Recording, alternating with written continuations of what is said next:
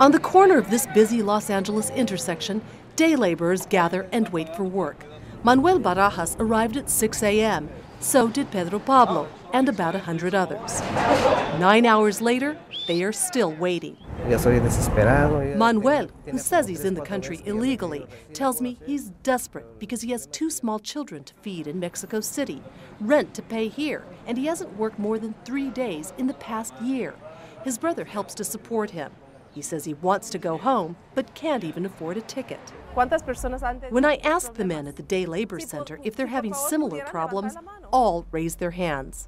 Geronimo Salguero, director of a day laborer center, says employment has fallen off by as much as 75% this past year. They come to the office and say, Geronimo, please help me. I want to go back to my country.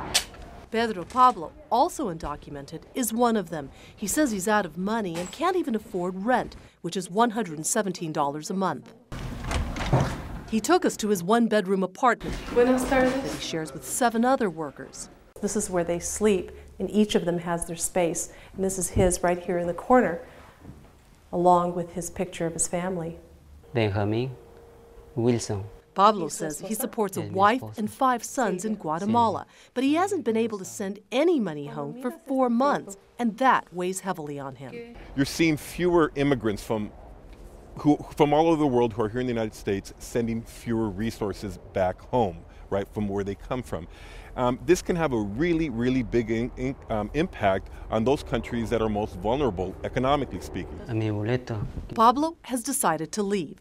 The Guatemalan consulate gave him a one-way bus ticket home.